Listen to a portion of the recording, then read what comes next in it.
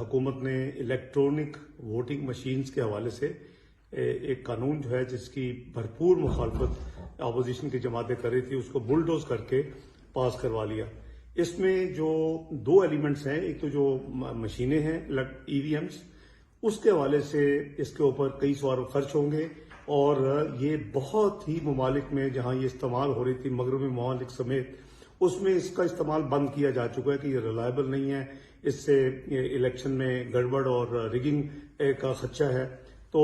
Transparency کے حوالے سے بھی کوشچن مارک ہیں۔ لیکن پاکستان میں ہم نے 2016-17 میں جب ہم الیکشن لاز کو مرج کر رہے تھے، اور جو کمیٹی تھی جس کا میں خود چیئرمین تھا،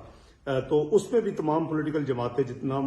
یعنی ریگارڈلیس کہ چھوٹی یا بڑی ان کو نمائندگی دی گئی تھی، اور قریباً 30 میٹنگ کے قریب اس پہ ہماری میٹنگ ہوئی۔ یہ ثابت ہوا کہ یہ جو الیکٹرانک ووٹنگ مشین ہے یہ ابھی پاکستان میں اس کی ضرورت نہیں ہے۔ یہ ایون ادروائز کئی سو ارب خرچ کرنے کے باوجود اس کی ریلائبلٹی بالکل ڈاؤٹ فل تھی، اور اس میں پی ٹی آئی کی حکومت کے نمائندگان شامل تھے، عارف علوی شامل تھے، شفقت محمود شامل تھے، شیریں مزاری شامل تھی، میری اس کمیٹی جو الیکٹرول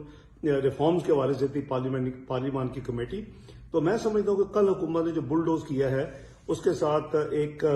انٹرنیٹ ووٹنگ کی بھی بات ہو رہی ہے، اور اوورسیز ووٹرز کے لیے تو مسلم لیگ نون تو گارنٹیڈ سیٹس دینا چاہتی ہے جو اوورسیز ہمارے پاکستانی بہن بھائی ہیں، کہ ان کے لیے نشستیں مختص کی جائیں، ان کو وہ اپنے نمائندے خود چنیں، ان کی آواز جو ہے ان کے نمائندے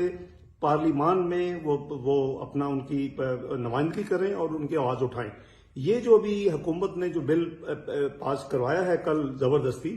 اس میں تو صرف یہ ہے کہ وہ باہر بیٹھ کے ووٹ ضرور دیں گے، لیکن ان کی نمائندگی کوئی گارنٹی نہیں ہے کہ ان کی سیٹس نہیں ہیں۔ میں سمجھتا ہوں کہ مسلم لیگ نون کا جو پلان ہے وہ مچ بیٹر ہے، اور اللہ نے موقع دیا تو یہ جو کل بل پاس کیا گیا اس کو بدلیں گے اور الیکٹرانک ووٹنگ مشینز کو ختم کریں گے، کیونکہ اس سے فراڈ اور دھاندلی کا خدشہ ہے۔ اور جو انٹرنیٹ ووٹنگ ہے، ہم اوورسیز پاکستانیز کو سیٹیں دیں گے، 6-7 سیٹیں نیشنل اسمبلی میں، 2 سیٹیں سینٹ میں، تاکہ وہ اپنے نمائندے چنیں۔